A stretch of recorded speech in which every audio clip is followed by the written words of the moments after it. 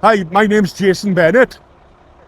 I work for Owens Transport in Llanelli, South Wales. And we're here now in Truckfest, Malvern, the West Midlands. Got a few of our old vintage trucks here. This one we got here is 1973 Atkinson Ventura. It was bought new and converted into a recovery truck. Bought new by the company? Not by Owens, no, by a guy that was doing bus and coach recovery. And he built what he wanted. He couldn't buy what he thought he wanted, so he built it himself. Everything on it is homemade. All the lifting gear, the towing gear. It's got a Cummins 220 non-turbo 12-litre engine. It's got a 10-speed Fuller gearbox. I'm not sure what the back axles are, whether they're Rockwell or Kirkstall. I'm not sure about the make of the axles, but... Is that the original engine? Yeah, everything is original on it. Wow. And has it always been in Wales? No, it started off in the southeast of England, not far from London, a place called High Wycombe. It moved then to another owner on the east coast. He altered it a little bit. It's gotten around then. It has got around. And my mate Duncan bought it about 5 years ago. And bit by bit, we've built it up into what it is now. There's a lot of work gone into the body. No, we think it looks nice. Yes. And it's a tribute to our ex-employer, Owens Transport. It doesn't actually work commercially anymore, but we do still use it. If we get ourselves in a bit of trouble. At a muddy show or something? At this show last year, I was actually towing vehicles out. The recovery companies didn't really want to know, and they were charging people as well, so we just lend a hand. You're sitting there smiling the whole time. Like the Marines, you never leave anyone behind. And it was all done to commemorate Owens' 50th anniversary. So, yeah, it's not a bad bit of kit. It's not the nicest of things to drive. Is the business still in business? Yeah, business still going. We got a few of the newer vehicles here as well. It is, it's the biggest transport company in Wales. And it would be one of the biggest private companies in the country, I would imagine. Can you tell me anything about Atkinson? Atkinson, yeah, old Lancashire maker. They were going many years, and they got into financial difficulties in the 70s, and they joined forces with another company, Kemp Atkinson, and eventually got bought out by International from America. And that was sort of the beginning of the end for them, really. In the 70s? 70s, early 80s, yeah. They became part of International Harvester. At the time, in the early 70s, this one, like I said, 1973, you still had men going from this country to the Middle East, didn't you? To the Middle East? To the Middle East, yeah. My grandfather was doing it himself, genuinely, going to Baghdad in these. It's unreal now when you think about what trucks are today. To deliver things or to work in? Okay, wow. But they didn't know any different. So we have actually, not this particular one, the sister to it. I have actually carried a coffin on the back to do a funeral. That was something different. What year is this one? That's a 1972. We don't know so much about that. It came from Northern Ireland. But I'll be there next week. Maybe someone will know. Yeah, that has been about a bit. Duncan, my mate, bought it from Northern Ireland, but it's been altered in a few different ways to make it nicer to drive. Is that the exhaust? Yeah, that's the exhaust, yeah. Before we get too distracted, can I look inside? Yes, by all means, yeah. That's a narrow door. Yeah, that's it. And that's the step to get in. That's the step, yeah. That is it. So, how did you find this? Were you looking for it, or? Yes, he was looking for it. He was brought up around these as a boy. Atkinson trucks. He used to ride in them with his family friends as a child, and when I left school and came to work for Owens in the mid-80s, we were still running these on the road. Drivers were still going from South Wales up to Birmingham every day in them and back. It might not sound far now to the big mileages they do in America and Australia, but it was a day's work. I'm probably about to embarrass myself, but I'm going I won't turn the other way, yeah. I'll turn the other way. Oh, the handles! Wow, I can hardly even reach the handle. But there, I'm fine. I'm fine. You're right. I'm good. We made it. So, how did he find this? There's quite a few for sale. It's surprising for something that's made of wood. That's all wood. That's all wood. Yeah, yeah. What?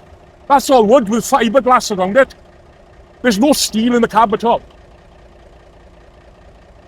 In 1973? Yeah. So, they don't rust. So They it's rot. it's surprising how many are left on the working. Well, not working, but still running. I do know of one in this country that is still working every day, Doing commercially. Delivering goods every day. Wow. What's this lever here? That up there, that's the windscreen wiper, which works on air. So if you're on the brakes a bit heavy, the wipers stop working.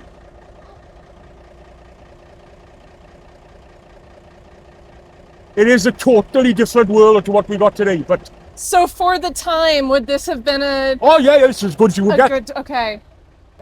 And with the Cummins engine, they came with a British Gardner engine, which was more of an old thumper, and the Cummins, that was the flyer.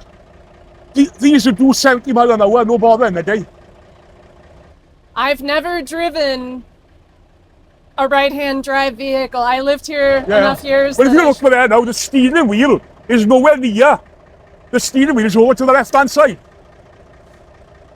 Everything's offset. Does it drive pretty easily? If you know, yeah, it's easy to say yes, but you've got to know what you're doing with the gear shift. But it's actually nice enough to drive, but a little bit uncomfortable. Now, for its it's got power steering and... Ah, so this is one where you go over. Yeah, around the corner, yeah. I've done that once. Yeah. And as I was driving it, my friend told me. That's the same as well, that's around the corner. It's, Uh-huh. I wasn't warned until I was in second gear already. yeah. Is this for heat here? This right there? That is the ventilation. That's all your ventilation. Your aircon. And one way over there. Yeah. There is actually a fan on it, but there's no heater controls. So you only get what temperature's coming out of the engine.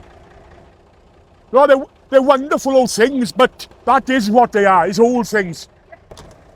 Can you tell me about that? That is the step. Yeah, you got that there. And there's supposed to be a little bit of grip there. Same as on that. It's just worn, oh yeah. Yeah. But this one's on more modern tyres, that one. So it sits a little bit higher. Makes it a little bit more awkward. And then I assume the cab still tips No, forward, they don't right? tilt. All you gotta go through the engine cover inside. Inside, you can only work on it inside. Yeah. You could actually, that folds up like a concertina. And that's the only engine. On the tractor, it's not as bad because you have got some access from the back. But on that, because of the bodywork. And the front doesn't open up at all either? No. So they're really difficult to work on. Yeah. Geez, that probably didn't help them No, with the staying in business. Most of the work comes from underneath. Uh-huh. You do need a pit to get under them. And Now, was the process of restoring it difficult? Did you have to find parts and things? not a lot of parts. Most of the parts were there. It just needed sorting and tidying. Those are thick. Yeah. Wow. But there's a lot of effort and labour went into the bodywork. When this came, this was in hell of a mess. Now, this was actually all done by brush. It's all brushwork. That is genuine gold leaf. It's not looking like that. It's genuine gold. And yeah, the guy, I've worked here since 1985. And the guy who done this was doing them then. They managed to get the same guy out of retirement. And on the side here, we got the names of the directors of the company. And there's two on the other side. Well, someone who's done this sort of lettering for so long was probably thrilled to work on Yeah. it. Well, he's done this one. He done this and he done the two up the other side. I just noticed the mud flaps. Yeah. Are they called mud flaps here? Yeah. Okay. And they, like, things like that, though, we wanted to keep them on. Right. Because they are part of the history of the truck. You can't buy them now. I suppose you could have them made, you know, to look like them, but they are, on the back here, they are the real thing. They're only original ones. Yeah, we got them on the back there. On the back of the wrecker as well. So is there, I'm not familiar with the antique truck world over here. Is there much of a market or a group of people who have restored antique trucks like Oh, that? yeah. Okay. It's a big game. Are there shows that are only Yeah, antiques there's shows too? there was one a couple of weeks ago, in a place called Kelsall up in Cheshire. And there'd be a few hundred there. Like you know, this is more young men with their modern trucks, but there are actually vintage shows where that's all you get is you'd have dozens of these and other makes, you know. Now you said that historically trucks like this would have been driven to the Middle East. Oh, yeah. And how much they, whoops, did I just get that on my face? Is it on me? No, I can't see No? any Okay, face, no. excellent. So you are a truck driver. Yeah. And are you a second, third generation driver? Well, well, yes, would be third, yeah. My grandfather, my uncles, my father drove a little bit, and yeah. My brother. Your brother also? My brother does, yeah. How old were you the first time you drove a truck or lorry? Well, depends who's listening. But I think there's a statute of limitations on I was this. driving them at 12, 13-year-old, just in the yard. I used to, on Saturdays and school holidays, I used to come to the yard and do a bit of work. My father got me a job there. And then it went from there, then leaving school to full-time work. So yeah, 12, 13-year-old. What kind of truck would you have driven? First one I ever drove was one of these. One of these? It was a tractor like this on the little docks down in South Wales. We used to have a few internal trucks there just working on the dockside, running steel from the ship to the sheds. And yeah, we used to go up on a Saturday morning to service the trailers. And you had to learn to drive them, to use them, to move the trailers about. You weren't actually driving them per se, but if you wanted a tractor unit to move a trailer so you could work on it, you had to drive it. No one's coming to do it for you. And no one's coming to teach you how to do it? You just jump in and do it? No. So do you mostly stay in Wales? No, I travel all over Britain. Quite a bit of Scottish work. But we used to do international work as well. That's all died out now. There's political problems in Europe, and to be honest, the British companies can't make it pay now with so much cheap foreign haulage coming in from abroad. So we just concentrate on the UK. I think Owens at the moment are running about 500-600 lorries. So they got enough to be getting on with. 500-600? Yeah, it'll be up around that mark, yeah. Wow. Yeah, not all tractor trailers, but they're getting up around there. Wow. You weren't kidding, it is big. Oh, yeah. I know they got over 1,500 trailers on the road. So it's a big outfit. It is a big outfit, very big.